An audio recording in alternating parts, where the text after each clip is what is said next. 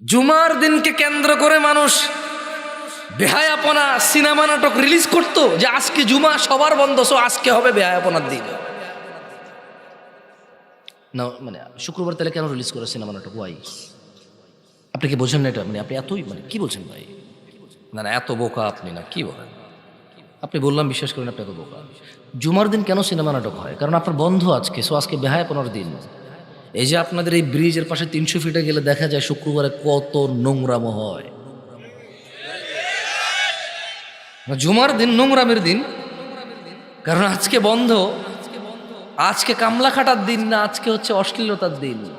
জুমার দিন ইসলাম বিরোধিতার দিন, জুমার দিন জিনা করার দিন।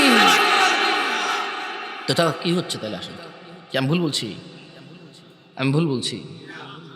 কারণ জুমার দিন বন্ধ, গরিব ধনী এদেশে সবার বন্ধ জুমার দিন। সো জুমার দিন বান্ধবীকে নিয়ে হাতে হাত ধরে গুনগান টুংটাং টুংটাং গান গাইতে গাইতে হাত ধরে হাঁটাহাঁটির দিন। তোর সিম কয়টা রে ভাই? চিল্লাবা না, যাবে হাত দিলে 2-3টা সিম বাইরে হবে তোমারও। ফাইজলামি করো না, বলছি আগে মনোযোগ দিয়ে কথা শোনো। আমি তো তোমাকে বলি না ঠিক কিনা, তো যে তুমি বলবা ঠিক। তোমার ঠিক বা ঠিক দিয়ে এখানে কথা বলতে আসছি।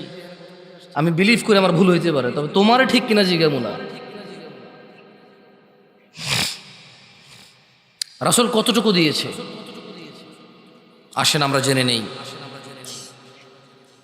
আমি বলছি আপনারা মনোযোগ দিয়ে শুনেন, আমি বেশিক্ষণ নাই। عن عبد الله بن مسعود رضي الله عنه قال, ভাই আপনারা দাঁড়ায় আছেন, কষ্ট হচ্ছে না তো আপনাদের? আপনারা যারা দাঁড়ায় আছেন কষ্ট হচ্ছে না তো? আমি বিরক্ত করবো না ইনশাল্লাহ, আমি চলে যাবো। আমি ওই রকম বক্তা না যে এত মানুষ দেখলে আর ছাড়তে ইচ্ছে করবেন। আপনি বিলিভ করেন আরও বেশি হলেও আমি আমার সময় মতো চলে যাবো ইনশাআল্লাহ। কারণ আমি বিশ্বাস করি একটা হাদিস একজন মানুষের জীবন পরিবর্তন করতে পূর্ণাঙ্গ সক্ষমতা রাখে, যদি তা মুস্তাফা থেকে হয় আর যদি তা আপনি গ্রহণ করেন সাল্লাল্লাহু। আমি বিশ্বাস করি একটা আয়াত আপনার পুরো জীবনকে বদলে আল্লাহর সান্নিধ্যে গিয়ে আল্লাহর সন্তুষ্টিতে এই পৃথিবী থেকে গিয়ে জান্নাতুল ফেরদৌস পর্যন্ত পৌঁছে যেতে পারেন আপনি, যদি তা আল্লাহর পক্ষ থেকে হয় আর আপনি যদি তা মেনে নেন। আমি এটা কখনো বিলিভ করি না এখানে 2 ঘন্টা কথা বললে যা উপকার হবে 4 ঘন্টা বললে আরও বেশি হবে, এটা বিশ্বাস করি না আমি। এই ওয়াজ মাহফিল কমিটিদের আল্লাহ হেদায়েত করুক, তারা আসরের পর থেকে মাইক বাজাইতে বাজাইতে এখানকার কোনো ময় মুরব্বীকে শুইতে দেয় না এতক্ষণ পর্যন্ত। তারা আসর থেকে এই মাইক বাজাচ্ছে, কতক্ষণ ছোট বাচ্চা গজল গাচ্ছে।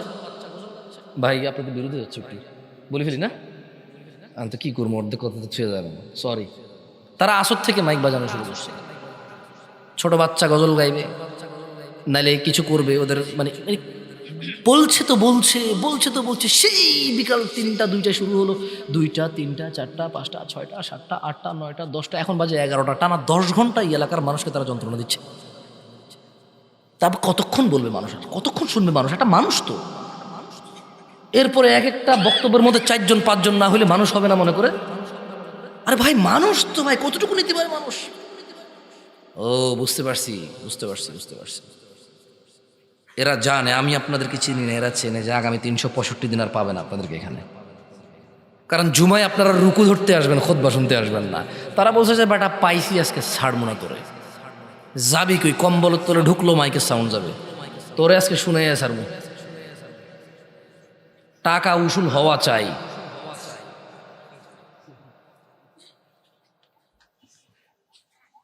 মনোযোগ দিয়ে শুনবেন। عن عبد الله بن مسعود رضي الله عنه قال, আব্দুল্লাহ ইবনে মাসউদ রাদিয়াল্লাহু আনহু থেকে বর্ণিত, তিনি বলেন আল্লাহর নবী সাল্লাল্লাহু আলাইহি ওয়াসাল্লাম বলেছেন। কোন সাহাবী? আমি কিন্তু প্রশ্ন করব, আমি ঠিক বেঠিক জিজ্ঞেস করব না, প্রশ্ন করব, একটু জবাব দিন, তাইলে আমি বুঝতে পারবো যে আমার এই কষ্ট করে আসা সার্থক। অ্যাটলিস্ট আপনি শুনেছেন, বলেছেন, বাকি মানা না মানা তো আপনি আর আপনার রব জানে। কে জানে? আপনি আর আপনার। ওখানে আমার কোনো ক্ষমতাই নেই ভাই। উনি যদি আপনাকে ক্ষমা করে আমাকে পাকড়াও করে, আমার কি কেউ বাঁচানোর মতো লোক থাকবে না। উনি যদি পুরো পৃথিবীর মানুষকে পাকড়াও করে, কেউ বলার ক্ষমতা রাখে কিছু? সো ওনার ক্ষমতা, ওনার দক্ষতা, ওনার কৌশল, ওনার মালিকানায় আমি কোনো কথা বলতে চাই না। আল্লাহ আমাকে আশ্রয় দিক ওনার মালিকানা নিয়ে আমি কথা বলতে, যাতে আল্লাহ আমাকে আশ্রয় দেয়। আপনারা কাকে সিজদা দেন? কাকে দেন না? আরে আপনি সিজদা যখন দিচ্ছেন না, কাকে দিচ্ছেন না? সিজদার হকদারকে। তো যখন আপনি দিচ্ছেন না, কাকে দিচ্ছেন না? যখন আপনি দিচ্ছেন, কাকে দিচ্ছেন? আমার কিছু যায় আসে? এটা আমার ক্ষমতার ভিতরের কথা। যেদিন আপনি আমাকে সিজদা দিবেন, ওই দিন আমি বলবো, হ্যাঁ তুই চুরি করস, তুই মিথ্যা কথা করস, তোর নামাজ হয় না, তুই আমার সিজদা করছ, আমি গ্রহণ করলাম না। ওই দিনও না আমি আমরা কইতে পারি। কিন্তু আপনি তো আমাকে সিজদাই দেন না। সিজদা দেন কাকে? দিতে থাকেন, যে যত কিছু বলুক সিজদা বন্ধ করিয়েন না আল্লাহকে। দিতে থাকেন। অনেক বড় নেয়ামত। যেদিন আল্লাহ কিয়ামতে বলবে দিতে, সেদিন পারবেন না, পিঠ শক্ত হয়ে যাবে, পারবেন না দিতে। আজকে দেন, ওই দিন পারবেন ইনশাআল্লাহ। সাহাবীর নাম কি? আমরা কথা বলছিলাম যে আল্লাহ সুবহানাহু ওয়া তাআলা বলছে যা নবী দিয়েছে তা নিয়ে নাও, যা তিনি নিষেধ করেছে তা বর্জন করো। কতটুকু দিয়েছে নবী? কতটুকু? দেখেন আব্দুল্লাহ ইবনে মাসউদ বলছেন, ইন্নাহু লাইসা শাইউন ইউকাররিবুকুম ইলাল জান্নাতি ইল্লা ক্বাদ আমারতুকুম বিহি। ও আমার উম্মতরা, নিশ্চয় এমন সকল কিছুই যা তোমাদের জান্নাতের নিকটবর্তী করে, যা তোমাদের জান্নাতের কাছাকাছি নিয়ে যাবে, তার প্রত্যেকটি আমি আদেশ করেছি, একটাও বাদ দেই নাই। সুবহানাল্লাহ। কিসের 2024 আর কিসের 2025? কিসের 2100 সাল আর 2200 সাল? কিসের আগামী 1000 বছর পরে 3000 সাল আসবে? কিসের আগামী 2000 বছর পর 4000 সাল আসবে? এখন 2024। কিসের আগামী 1,00,000 বছর পর 1,00,000 সাল আসবে? কিসের কি হিসাব করো তুমি? আব্দুল্লাহ ইবনে মাসউদ বলছেন, আল্লাহর নবী সাল্লাল্লাহু আলাইহি ওয়াসাল্লাম বলছেন রাদিয়াল্লাহু আনহু, বলছেন যে ইন্নাহু লাইসা শাইউন ইউকাররিবুকুম ইলাল জান্নাহ। ও উম্মতরা, এমন কোনো কিছুই নাই যা জান্নাতের কাছাকাছি নেই, ইল্লা ক্বাদ আমারতুকুম বিহি, অথচ আমি তোমাদের আদেশ করিনি এমন একটা বিষয় নাই যা জান্নাতে নিয়ে যাবে তোমাদের। ওয়ালাইসা শাইউন ইউকাররিবুকুম ইলান নার, এমনই নেই যা তোমাদের জাহান্নামের কাছাকাছি নিয়ে যাবে, ইল্লা ক্বাদ নাহাইতুকুম আনহু, অথচ আমি মুস্তাফা, আমি রাহমাতাল লিল আলামিন, আমি ইমামুল আম্বিয়া, ইমামুল মুরসালিন, এমন কোন বিষয় নেই যা তোমাদের জাহান্নামে নিয়ে যাবে, আমি নিষেধ করিনি এমন একটা বিষয় নেই। কিসের 2024 আর কিসের 2025 সাল? কিসের 1400 বছর আগে আর কিসের 1,00,000 কোটি বছর পরে? এমন একটা বিষয় নেই যা তিনি নিষেধ করেছেন, নিষেধ করেননি যেটা জাহান্নামে নিয়ে যাবে। এমন প্রত্যেকটা জিনিস তিনি আদেশ করেছে যা জান্নাতে নিয়ে যাবে। আপনার কি সন্দেহ হয়? সন্দেহ হয়? বলেন দাড়ি কাটেন কেন? না না না, আমি আপনাকে গুনাহ দিতে ক্ষমতা রাখি না। ওয়াল্লাহি আমি আপনার নেকি দিতেও ক্ষমতা রাখি। আপনি যদি দাড়ি রাখেন, আমি নেকি দিতে পারবো না। কারণ দাড়ি কার জন্য রাখেন? কার জন্য? ওনার জন্য না রেখে যদি অন্য কারো জন্য রাখেন, তারও ক্ষমতা নেই নেকি দেওয়ার, আছে? তো দাড়ি কেন কাটেন বলতে পারেন? বলতে পারেন টাকুর নিচে প্যান্টটা কেন? ওয়াই? মানে রিজনটা জানতে চাই। কি বেনিফিট হয়, কি বেড়ে যায়, কি অর্জন হয়, একটু শুনতে চাই। কি মিস করতেছি আল্লাহ জানে টাকুর উপরে পড়ে। এই দাড়ি রেখে কি জানি মিস করে ফেলতেছি, জানতে ইচ্ছে করে। এখানকার দাড়িওয়ালা মানুষগুলো আপনি যা পাচ্ছেন সে মিস করতেছে কি? এটা আপনি দাড়ি কেটে পেয়ে যাচ্ছেন, সে দাড়ি রাখার কারণে পাচ্ছে না। এটা কি? আপনি টাকনুর নিচে প্যান্ট পরার কারণে পাচ্ছেন আর সে উপরে পরার কারণে পাচ্ছে না। এটা কি? আপনি নামাজ না পড়ে এটা পেয়ে যাচ্ছেন আর ও নামাজ পড়ে পাচ্ছে না। এটা কি? ও কোরআন পড়ে পাচ্ছে না, আপনি কোরআন না পড়ে পেয়ে যাচ্ছেন। এটা কি? জানতে ইচ্ছে করে কি মিস করতেছি দুনিয়ার, কি সুখ কি শান্তি জানি বঞ্চিত হয়ে যাচ্ছে, জানতে ইচ্ছে করে। একটু জানান না কি অন্যায় করেছি আমরা, জানান না। আপনি এমন কি পাচ্ছেন যেটা আমরা পাচ্ছি না? আপনার কি এমন কি বেড়ে গেছে শেভ করে? আমার কি এমন কি কমে গেছে? দাড়িওয়ালাদের কি এমন কি কমে গেছে দাড়ি রেখে? একটু শুনি না, জানতে ইচ্ছে করে ভাই। কেন দাড়ি কাটেন? মোস্তফার ভালোবাসায়, ঠিক না? মোস্তফার ভালোবাসায় দাড়ি কাটেন, তো কার ভালোবাসায় কাটেন? কে বলেছে কাটতে আপনাকে? আমি আজ পর্যন্ত কোনো টেলিভিশনের নায়ক নায়িকা এরকম বলেছে, কেউ এরকম বলেনি যে অমুক নায়ক নায়িকা বলেছে দাড়ি কাটো। আমি আজ পর্যন্ত শুনিনি যে কেউ বলছে যে অমুক দেশের অমুক নায়ক বলছে দাড়ি কাটো। হ্যাঁ, আমি বহু রেস্টুরেন্টের মালিককে বলতে শুনেছি তাদের স্টাফদেরকে যে দাড়ি কাটো, তোমার দাড়ি খাবারে পড়লে প্রবলেম হবে। আমি বহু অফিসিয়াল ডিউটি যারা করে, চাকর বাকর, মানে খুব হাইলি অফিসিয়ালি আর কেউ না, 17,000 20,000 টাকা বেতন, তার দাড়ি কাটতে হয় সপ্তাহে 2 বার, নাহলে চাকরি থাকবে না। এরকম কিছু লোকের কথা আমি শুনেছি। তবে আজ পর্যন্ত টেলিভিশনে খবরে এরকম এখন পর্যন্ত কেউ বলে না যে জামশেদ ভাই জানেন ঘটনা কি ঘটেছে? না ভাই, বলেন তো। অমুক দেশের অমুক নায়ক বলেছে দাড়ি কাটো। আমি আজ পর্যন্ত শুনি এমনটাকে বলেছি। আপনি কেন কাটেন? ও দাড়ি কাটে, ওকে দেখতে সুন্দর লাগে, ওকে নায়ক, ওর পিছনে নায়িকা আছে, ওর সিনেমা আপনি দেখেন, ওকে আপনার ভালো লাগে, এই জন্য আপনি দাড়ি কাটান যাতে আপনার পিছনে নায়িকা আছে, আপনাকেও ভালো লাগে। তো রাসূল দাড়ি রেখেছেন, আপনার রাখতে ইচ্ছে করে না? সাল্লাল্লাহু। কেন কাটো ছোট ভাই, বলতে পারো? কিচ্ছু নাই। এই তোমার বয়স না 20 বছর, একটু মনে করে দেখো তো, তোমার ওই যে 7-8 বছরের ভাইটা, যাকে তুমি প্রতিদিন বলো পড় পড় পড়, আমি না পড়ে দেখছো রেজাল্ট খারাপ, এখন বিদেশ চলে যাবো, পড় পড় পড়, দেখছো আমি না পড়ে কলেজে আমার দাখিলা হয় নাই, কলেজে আমার অ্যাডমিশন হয় নাই, তুই পড়। এবং আপনি মাঝে মধ্যে চিন্তা করেন, ঠিক না, যে আসলে 8 বছর বয়সে আমাকেও কেউ বলেছে, আমি গুরুত্ব দিইনি, আমি ওকে বলতেছি, হায় আমার দিন কোথায় এসে গেছে। এই বয়সে আমাকে বলেছে, আমি শুনিনি, এখন আমি আমার ভাইকে বলছি, ও শুনছে না, ওরও ওই দশা হবে যা আমার হয়েছে। দাড়ি রাখেন, কোনো ক্ষতি নাই। আমি বলছি আপনি রাখেন। আপনি ওই ছোট ভাইয়ের মতো হয়েন না যাকে আপনি বলেন পড় পড় পড়, কাজে আসবে, আরও পড়ে না।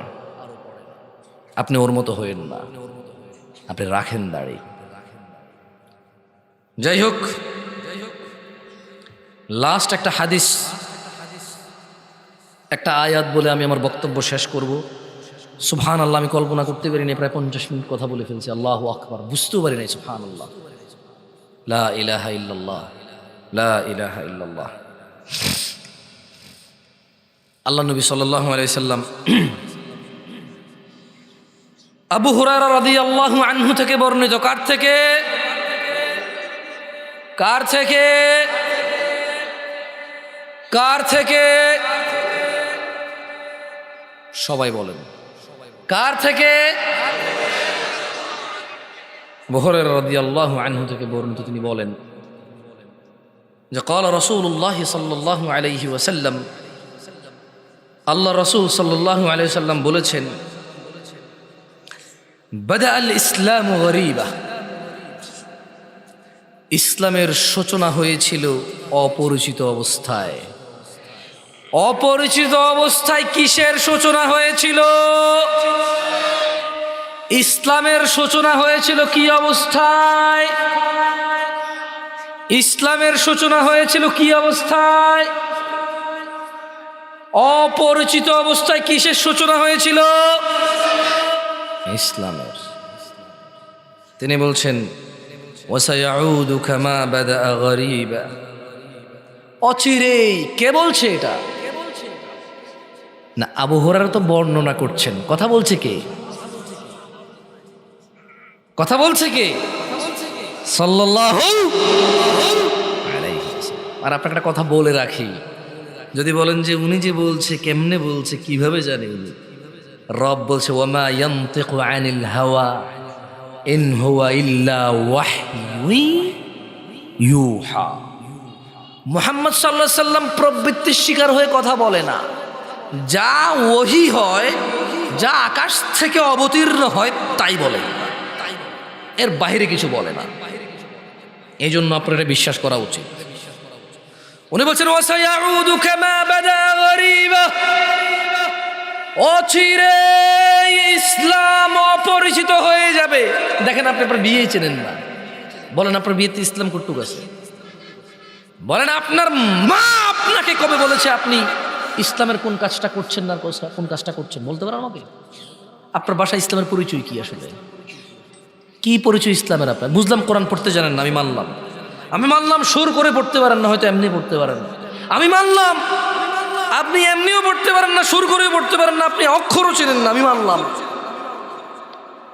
বাট আপনার ঘরে, আপনার ওই কোনার দোকানে, আপনার নেতৃত্ব স্থানে, আপনার বিয়েতে, আপনার লেনদেনে ইসলাম কোনটা আসলে? কটুক ইসলাম। এখানে ইসলাম কি বলছে? কেমনে লেনদেন করতে, কেমনে বিয়ে করতে, কেমনে নেতা হইতে, কেমনে মানতে নেতাকে, আপনি বলতে পারেন?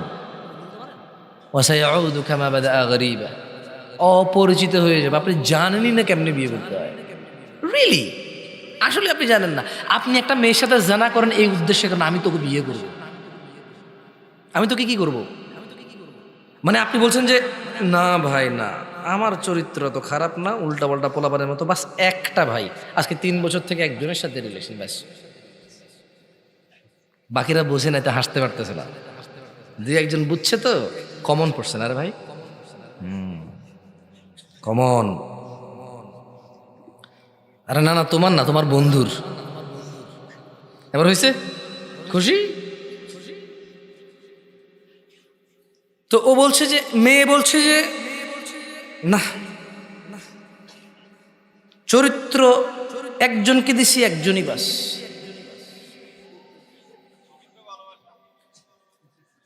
ভাইয়ের বড় অভিজ্ঞতা মাশাআল্লাহ। আমার কাছে তো প্রশ্ন আসে, তাই আমি জানি। আপনার কাছে কি আসে? প্রস্তাব। আমার কাছে কি আসে? আপনার কাছে প্রস্তাব আসে নাকি? যাই হোক, তো বলছে যে শেখ, আমার এই পৃথিবী থেকে মরে যাওয়ার ইচ্ছা। বললাম লিখি না, কিছু জবাব দিনে দেখি যে লিখতেছে, সালামেরও জবাব দিয়ে লিখতেছে, মানে ওই যে টাইপিং লেখা ওটা দেখছেন, ডট ডট ডট ডট। এরপর লিখলো যে এই পৃথিবী থেকে কাকে বিশ্বাস করবো, বেঁচে থাকার ইচ্ছা চলে গেছে। তারপর আমি লিখলাম না, কারণ কি লিখি, এরপরে উল্টা ফাল্টা ঝুলে গেলে বলবে যে অমুক হুজুরে বলেছে কঠোর করে, তাই অমুক মহিলা ঝুলে গেছে। আমার দরকার আছে মামলা খাওয়ার? ওই মহিলা মরতে চেয়েছে, আমি চুপচাপ চিন্তা করতেছি, এটা রিপ্লাই দেওয়া যাবে না, কারণ বলা যায় না এদেশে কোন মানুষ কোন ফেসবুক পেজে লাইক দিছে ডক্টর জাকির নাইকের চ্যানেলই বন্ধ হয়ে গেছে। কথা বোঝেন নাই? ডক্টর জাকির নাইকের চ্যানেল কেন বন্ধ হয়েছে? বাংলাদেশের কোন কে উল্টাপাল্টা করছে, তো বলছে যে এই লোকই আবার ডক্টর জাকির নাইকের ফেসবুক পেজে লাইক করা ছিল, তা ওর ফেসবুক বন্ধ করে দাও, ওর চ্যানেল বন্ধ করে দাও। আমি ওই ঘটনা শোনার পরে বলছি, ও এই দেশ বড় ক্রিটিক্যাল দেশ। যত মানুষ আমার মরে যাওয়ার মেসেজ দেয়, আমি আগে পুরোপুরি অপেক্ষা করে কি লিখতে চাই আসলে। আমি রিপ্লাই দিই না ভাই, দেখা যাবে যে অমুক ঝুলে গেছে, লাস্ট মেসেজ ছিল জামশেদ হুজুরের সাথে। বুঝেন নাই, হাম পাগল है क्या? नहीं है भाई, तुम जाना चाहते हो तो जाओ भाई, हमें मत ले जाओ, हमें नहीं जाना है तुम्हारे साथ। सही है? তো লিখছে যে দীর্ঘ 9 বছর ছেলের সাথে আমার সম্পর্ক, আমাকে ছাড়া কিছু বুঝতো না। এখন ছেলে হঠাৎ করে বলছে যে আমার ফ্যামিলি মেনে নিচ্ছে না। ওরে হিজড়া রে, ছেলেদের মুখে কিটা মানায় বলেন? ছেলে তো নিজের অভিভাবকত্ব নিজেও নিতে পারে, পরিবারের অনুমতিতে বিয়ে করবে, পারিবারিক সৌন্দর্য বৃদ্ধি পাবে, জঞ্জাল ফিতনা ফাসাদ থেকে সে আশ্রয় পাবে, তার জীবনটা সুখের হবে। আদারওয়াইজ ছেলে তো 9 বছর প্রেম করেছে, পরিবার জানে না, সে অসুবিধা নেই। এখন বলছে যে ওর পরিবার এখানে বিয়ে মানছে না, মেয়ের একটু বয়স বেশি বেশি মনে হয়। তুই বেটা 9 বছর থেকে বিয়েই করেছে, তুই 15 বছর বয়সের সাথে পরিচয়, তো 24 বছর হয়ে গেছে না, বয়স তো বেশিই হবে। এই মহিলা কি পাগল?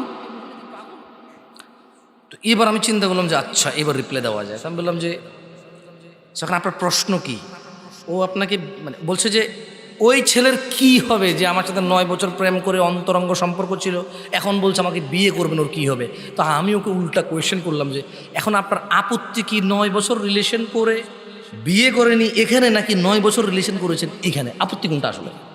নাকি দুইটাই আপত্তি আপনার? মানে আপনার অনুশোচনাটা কি? এক, আমাকে ধোকা দিয়েছে। 2, আমি 9 বছর জানা ব্যভিচারে লিপ্ত ছিলাম। মানে আপত্তিটা কোনটা? সে বললো যে আমার আপত্তি হলো ওই ছেলের কি গুনাহ হবে না আমাকে যে বিয়ে করে নেই? তো লিখছে আর কি। তো আমি লিখলাম যে মানে তার কি আপনাকে বিয়ে না করার গুনাহ নিয়ে আপনি চিন্তিত, নাকি আপনাকে বিয়ে না করে 9 বছর আপনার সাথে কথাবার্তা বাজে সম্পর্ক করেছে এইটা গুনাহ নিয়ে আপনি আপত্তি, নাকি দোনোটার গুনাহ নিয়ে আপনি আপত্তি? বললো যে বিয়ে করে নাই যেটা নিয়ে আমার আপত্তি। আমি বললাম ও, আর কিছু বলি নাই ভয়ে। আমি ওই যে বললাম পরে ঝুলে মুলে গেলে প্রবলেম। আমি বলেছি তওবা করেন, হারামের কোনো অধিকার থাকে না। হারামের কোনো কি থাকে না? হারামের কোনো দাবি দেওয়া থাকে না। জুলমের দাবি থাকে। কিসের দাবি থাকে? জুলুম, অত্যাচারের দাবি থাকে যে সে জুলুম করেছে, আমাকে আমার হক ফিরিয়ে দিক। সম্পর্কই হারামের, অধিকার কি? দুইজনই অপরাধী। তাই বললাম আপনি তওবা ইস্তেগফার করেন, ভালো হয়েছে। 9 বছর থেকে এক ছেলে বিয়ে না করে এক মেয়ের সাথে কথা বলে এমন দুশ্চরিত্র মানুষের সাথে বিয়ে করার চাইতে না করা আপনার জন্য ভালো। আর ওই ছেলের উচিত হবে আপনাকে বিয়ে না করা, কারণ একটা মেয়ে বিয়ে ছাড়া একটা পুরুষের সাথে 9 বছর কথা বলে, ওর গেরাত কোথায়?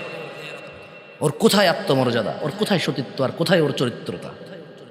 আপনারা একে অপরের জন্য ভালো না, আপনি তওবা ইস্তেগফার করে ফিরে আসেন। যাই হোক, এরপর আমি একটা জিনিস আমার মাথায় আসলো, যেটা বলতে এই কাহিনী বললাম আপনাকে। পরে আমি ওই দিন রাতে চিন্তা করলাম, আচ্ছা এখানে জিনা করা দোষের, গুনাহের, তবে যদি বিয়ের প্রতিশ্রুতি দিয়ে জিনা করে তাহলে it's okay bro, it's okay, totally fine. But বিয়ে করবে এটা বলতে হবে প্লিজ প্লিজ প্লিজ প্লিজ। কি বলতে হবে? যে ওগো ওগো ওগো প্লিজ বলো বিয়ে করবে, বিয়ে করবে, তাহলে জিনা করো, সমস্যা নেই। ছেলে বলবে কোরআন ছো কোরআন ছো কোরআন ছো, প্লিজ প্লিজ প্লিজ কোরআন ছো, আমার ছেড়ে যাবো না, প্লিজ বলো তওবা তফসি কানে দর্শি আজীবনে করতাম না, কোরআন মাথায় নাও, মসজিদ ছো। এরপরে আবার ওই যে এখন ওই যে বাংলাদেশে যে জাতীয় মসজিদগুলো বানাইছে না প্রত্যেক জেলায় জেলায়, কি মসজিদগুলো, মডেল মসজিদ, ওখানে যে আবার ছবি তুলে বলতেছে যে ওয়াদা করো ছেড়ে যাবো না, লাস্ট পিক। ওয়াও, আহাওলা কুওয়াতা ইল্লা বিল্লাহি আল আযীম। মসজিদকে সাক্ষী রেখে বলছে যে বিয়ে করবে, সো এখন জানা করতে পারো, সমস্যা নেই। আহাওলা কুওয়াতা ইল্লা বিল্লাহি আল আযীম। গোবর নাকি মাথায়? মাথায় গোবর? আহাওলা কুওয়াতা ইল্লা বিল্লাহ। এই যে বললাম ওয়াসায়াউদু কামা বাদা গরীবা, অচিরেই ইসলাম অপরিচিত হয়ে যাবে। ছেলেমেয়েরা বিয়ের প্রতিশ্রুতিতে জানা করবে, অপরাধী মনে করবে না। ও ইসলাম বুঝে, এটা তো ইসলামের মানে ওর কাছে অপরিচিত, এই সম্পর্কটার পরিচয় জানে না। এই সম্পর্কের পরিচয় যে জানা, মায়ের ভাই মামা, মায়ের বাপ নানা, মায়ের বোন খালা, ও সম্পর্ক জানে। কিন্তু এই একটা মেয়ের সাথে ও প্রেম ভালোবাসা করে বিয়ের আগে এটা যে জানা, এর পরিচয় তার জানা নাই। এখানে যে ইসলাম আছে এটা ওর জানা নাই। যাই হোক, কারা কারা জান্নাতে যেতে চান বলুন ইয়া আল্লাহ, ইন্না নাসআলুকা জান্নাতুল ফিরদাউস। ইয়া আল্লাহ, আমাদের জান্নাতুল ফিরদাউস দান করুন। যাই হোক, কারা কারা আল্লাহর ভালোবাসা পেতে চান? পেতে চান? তবে জেনে আজকের দিনের শেষ আয়াত, তিনি জাল্লা ওয়া আলা, তিনি রব্বুল আরশিল কারীম, তিনি রব্বুর রহমানুর রহিম, তিনি আজিজুল কওয়ি, তিনি সুবহানাহু ওয়া তাআলা বলছেন কুল, ও মুস্তাফা সাল্লাল্লাহু আলাইহি ওয়াসাল্লাম, এ সবাইকে বলে দিন, ইন কুনতুম তুহিব্বুনাল্লাহ, যদি তোমরা আল্লাহ আমাকে ভালোবাসো, যদি তোমরা আল্লাহকে ভালোবাসো, কুল ইন কুনতুম তুহিব্বুনাল্লাহ, যদি তোমরা আল্লাহকে ভালোবাসো, ফাত্তা ফাত্তাবিউনি, তাহলে আমি মুহাম্মাদের অনুসরণ করো। কি করো? কার? কার? তাহলে তিনি বলছেন ইউহিব্বুকুমুল্লাহ, যারা যারা ফাতেমার আব্বার অনুসরণ করবে সাল্লাল্লাহু আলাইহি ওয়াসাল্লাম। তাহলে আল্লাহ বলছেন যে ইউহিব্বুকুমুল্লাহ, আরে তুমি যদি নবীর অনুসরণ করো আল্লাহ নিজেই তোমাকে ভালোবাসবে। ওয়া ইয়াগফির লাকুম যুনুবাকুম, আল্লাহ ভালোবেসে তোমার গুনাহ মাফ করে দেবে। ওয়াল্লাহু গফুরুর রহিম, ওয়াল্লাহু গফুরুর রহিম, আর আল্লাহ অত্যন্ত দয়ালু ক্ষমাশীল। আমি চৌধুরী পাড়ার মানুষকে আজকে আমার বক্তব্যের শেষে এতটুকু বলতে চাই, দেখো আমি তোমাকে শিখাই দিয়ে যাচ্ছি, যদি তোমার ফিরতে মন চায় রাস্তা একটা আছে। 40 বছর নামাজ আদায় করো না, 50 বছর নামাজ আদায় করো না, এই পৃথিবীর যত ধরনের নেশা আছে কোনোটা তুমি বাদ দাও নাই। এই এলাকার অমুক তুমুক যত খারাপ বাজে মেয়ে আছে সবার সাথে তোমার বাজে সম্পর্ক ছিল, তুমি একটা বাজে ছেলে, সে একটা বাজে মেয়ে। ওকে, সমস্ত গায়কের গান, সমস্ত নর্তকীর নাচ তুমি উপভোগ করেছ। শোনো, 40 বছরের অপরাধ, 50, 60, 70-এর অপরাধ, শোনো রাস্তা একটা আছে। ও বোন, ও ভাই, রাস্তা একটা আছে, আমি বলে দিয়ে যাই। হাদিস থেকে বলবো না যে তুমি বলবা জাল, দইফ, এইটা হাসান কিনা, সহি কিনা, কেউ তোমাকে বিভ্রান্ত করবে, আমি ওখান থেকে বলবো না। আমি তোমাকে কোরআন থেকে বলবো, সূরা ফুরকানের আয়াত থেকে। তিনি সুবহানাহু ওয়া তাআলা বলছেন এই পৃথিবীর, এটা শুধু মুসলমানদের জন্য না, কিন্তু এটা শুধু মুসলমানদের জন্য না, এই পৃথিবীর সবার, সব অপরাধীর জন্য।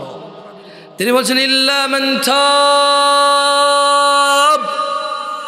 অতঃপর যে অপরাধ ছেড়ে ফিরে আসে, ওয়া আমানা, আল্লাহর প্রতি ঈমান আনে, ওয়া আমিলা আমালান সালিহা, এবং যে সৎ কর্ম করে, ফাউলাইকা ইউবাদদিলুল্লাহু সাইয়্যাতিহিম হাসানাত, যে তওবা করে ফিরে আসে, ঈমান আনে, ভালো কাজ করে, আল্লাহ তার জীবনের যত গুনাহ আছে সবগুলাকে নেকিতে পরিবর্তন করে দেবে। চয়েস ইজ ইয়োর্স, তোমার চয়েস ভাই, সিদ্ধান্ত তোমার। তুমি তোমার জানা নিয়ে মরবা, মদ নিয়ে মরবা, নেশা নিয়ে মরবা, বেনামাজি নিয়ে মরবা, নাকি এই সবগুলোকে, এগুলো থেকে ফিরে এসে এই সবগুলাকে নেকির পাল্লায় নিয়ে আল্লাহর সামনে, আল্লাহর সন্তুষ্টি চিত্তে আল্লাহর জান্নাতে প্রবেশ করবা, সিদ্ধান্ত তোমার। আকুলু কওলি হাদা ওয়াস্তাগফিরুল্লাহ লি ওয়া লিসাইরিল মুমিনিন ফাস্তাগফিরু ইন্নাহু হুয়াল গফুরুর রহিম। সুবহানাকা আল্লাহুম্মা ওয়া বিহামদিকা আশহাদু আল লা ইলাহা ইল্লা আনত আস্তাগফিরুকা ওয়া আতুবু ইলাইক। আসসালামু আলাইকুম ওয়া রাহমাতুল্লাহি ওয়া বারাকাতুহু।